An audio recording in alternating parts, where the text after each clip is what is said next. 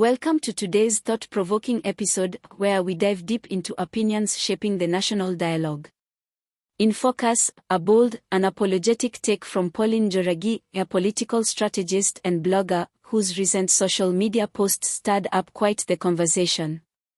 She calls it an unpopular opinion. And trust us, it's one you don't want to miss. Let's get into it. Pauline begins with a pointed observation. Gachagua is not Uhuru or Kibaki.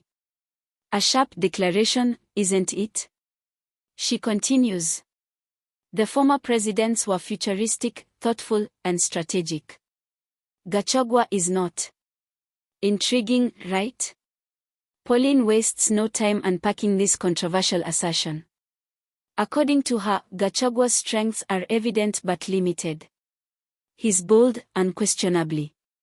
A great mobilizer and master of crafting narratives.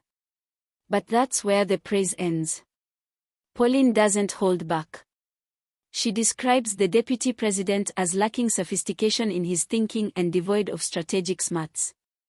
Her critique paints a picture of a leader driven by impulse rather than foresight.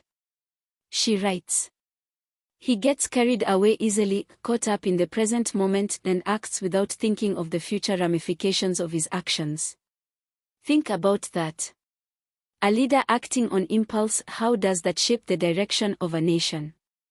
Pauline provides examples to back her claim, pointing to Gachagua's fiery inauguration speech at Kasarani. Do you remember it? She asks us to reflect on that moment, along with controversial episodes like the Northlands raids.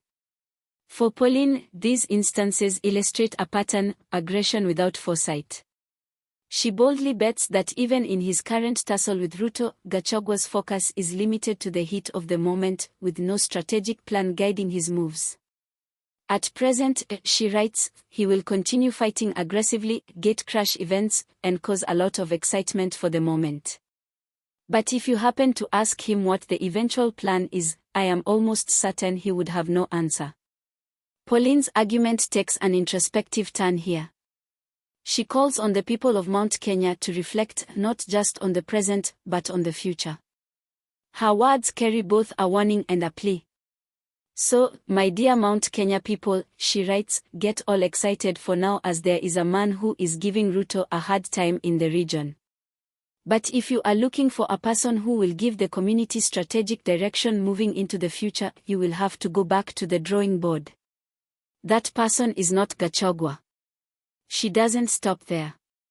Pauline calls for a collective moment of spiritual introspection. A moment to seek guidance from none other than Mwene Nyaga, the divine protector of the Agikuyu people. We may even need to pray facing the great mountain, she writes, and plead with Mwene Nyaga to provide and anoint for us a man who will lead the community into the future, and build great and meaningful collaborations with other Kenyan communities. A thought-provoking conclusion, isn't it? Pauline's post challenges her audience to go beyond the surface, to think critically about leadership, strategy, and the long-term future of the empty Kenya region. But what do you think? Is Pauline's critique fair? Is her call for a new, strategically minded leader justified?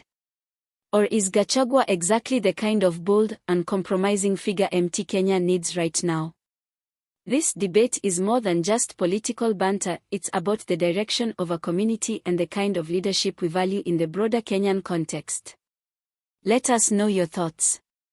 Join the conversation online using the hashtag #UnpopularOpinion. Thank you for tuning in. Until next time, stay curious, stay informed, and never shy away from engaging with the ideas that shape our world.